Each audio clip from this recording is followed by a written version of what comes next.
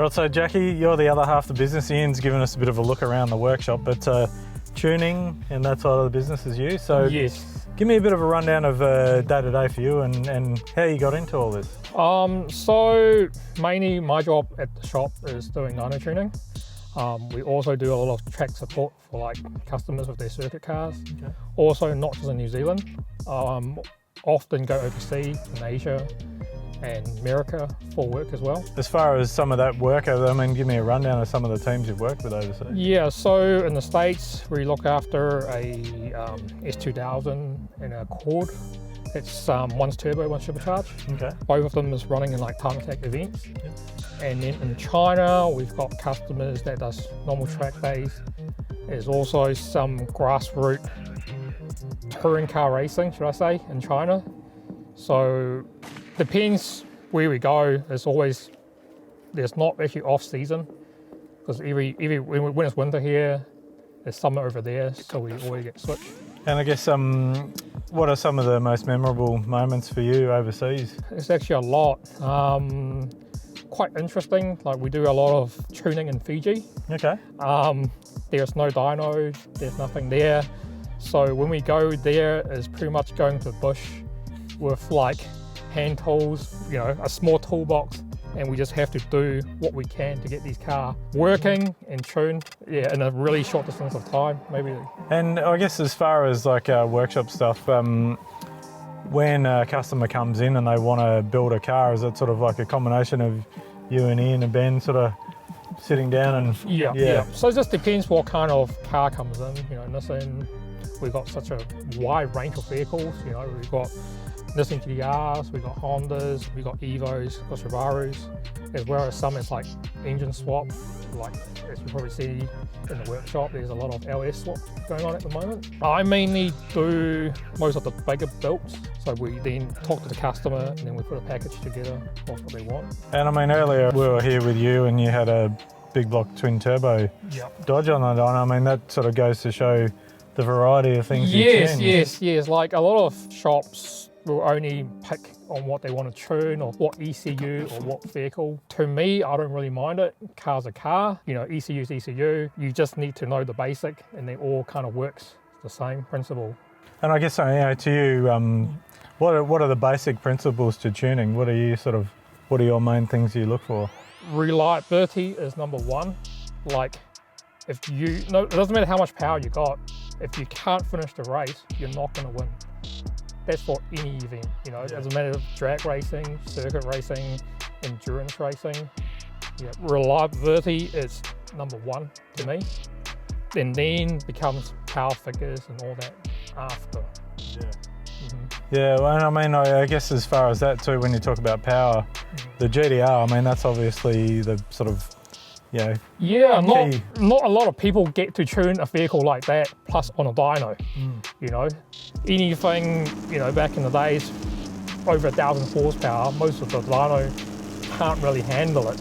Rolling road with a slip, you get all your boys sitting in the back seat just to get the weight down, to get traction, but it's still not an accurate number. But this new mainline dyno is really, really good. So we get it up, the GTR example, we got it almost to like 3,000 horsepower and it's still working. So.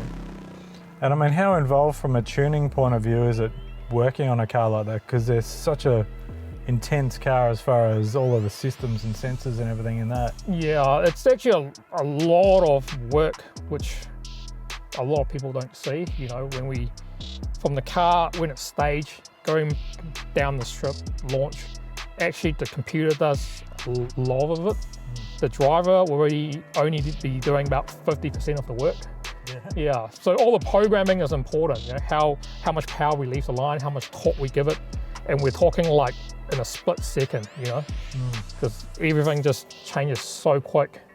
Yeah, and I mean, I guess like Ian talking about him driving it before as well. I mean, I guess technically, then you're both sort of driving it, really, aren't you? Pretty much. Yeah. He's the brave guy behind the wheel. I'm just a guy on the keyboard, giving him how much power we need down the pass. As far as other, we hear that you've got a few cars kicking around. I mean, in the workshop here, we've seen you've got a Evo wagon. Yeah, we were, yeah. Tell me a bit of the story about that car, because they're pretty rare for us. Yeah, so the Evo wagon actually started from the Hi-Tec car. I actually sold about 5 or 6 engine combo out of that car, the Hi-Tec car. And then the current motor in the wagon is actually one of the motor from the Hi-Tec car. Okay. So it's still got a 2.2 motor, Albin gearbox. It was kind of my daily, but then it got a bit of out of control. There was so much power, you know. Yeah.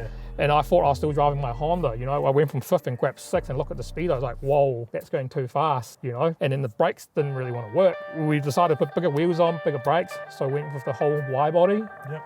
And also we noticed you've got an NSX there, which they're getting quite rare now. Yeah. I just luckily to pick that up, went before the price, gone crazy. I've got a 3.2 NE2 Type R motor, 6-speed gearbox, which will be going into it as well. And I guess as far as the business too, I mean, how much has that changed things for you to start a partnership and be in a workshop full of guys? And before we merge, I was planning to shut up my shop to go overseas.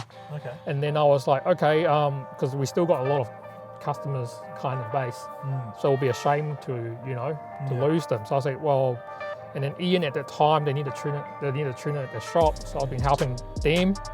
And then Ian's like, look, how about you do this? Maybe you can move all your customers and half your shop into ours. You know, if you go overseas, we can run the shop for you. And I was like, oh, that's great. You know, so the customers have somewhere to go if I'm not here. So that's how it kind of started.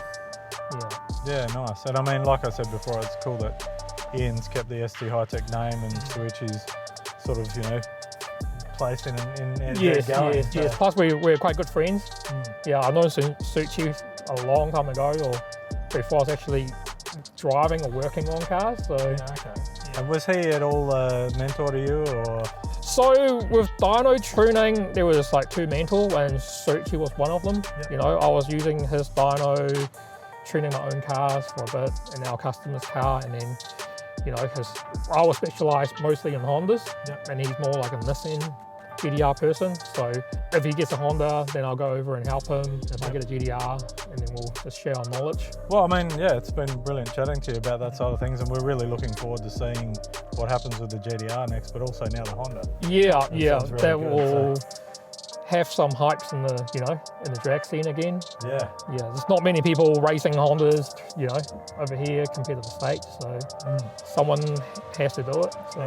Will you be driving that one? Yeah, I'll be probably driving that drag car. Yeah, cool. Yeah. Well, you might have to line up next to Ian and Oh, get a 2-second head start or something like that. Yeah. Probably more like a 4-second head start. No, awesome. Yeah. Awesome. Thanks, man. All right, that's it.